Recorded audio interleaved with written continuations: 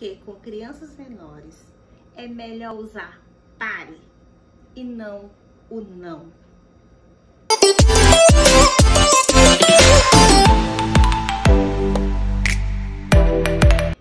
Olá pessoal, meu nome é Catiúcia Ludovic, eu sou psicóloga infantil, neuropsicóloga e vim falar para vocês aqui de uma fase muito especial.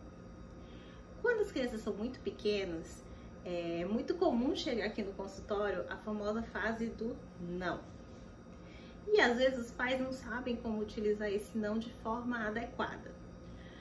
E aí, será que é melhor usar o não? Ou será que é melhor usar o pare?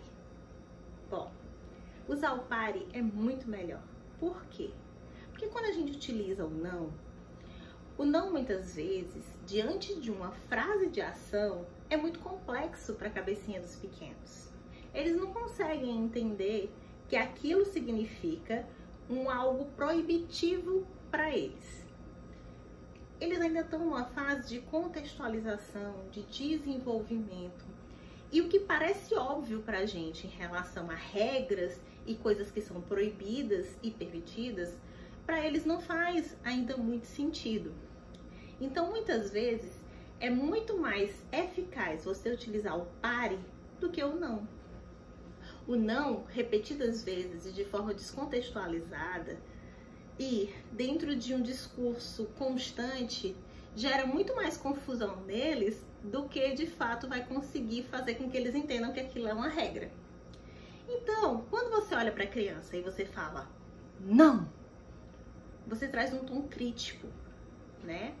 Quando você fala pare, perceba que até a expressão facial da gente se modifica. Você traz um verbo imperativo, porém a criança consegue perceber e entender muito mais que aquilo é algo que ela precisa prestar atenção do que simplesmente uma crítica. E a criança muito pequena, ela muitas vezes não vai entender de forma verbal, né, comandos verbais, de forma tão fácil como crianças maiores. Eles estão construindo ainda a área do cérebro que vai fazer com que todas essas conexões se juntem. Faz o mesmo sentido para a criança. Ela não consegue ter essa dimensão de contextualizar que essa palavra antes da frase quer dizer que ela não deve fazer aquilo. Por isso, palavras como pare têm muito mais função para os adultos. Muitas vezes, só o comando verbal não é o suficiente. Então, a gente precisa, às vezes, redirecionar a criança, tirá-la, né, daquele contexto, redirecionar a sua atenção. E assim vai ser muito mais fácil você conseguir fazer com que ela cumpra as regras e saia daquela situação que seja estressante ou perigoso.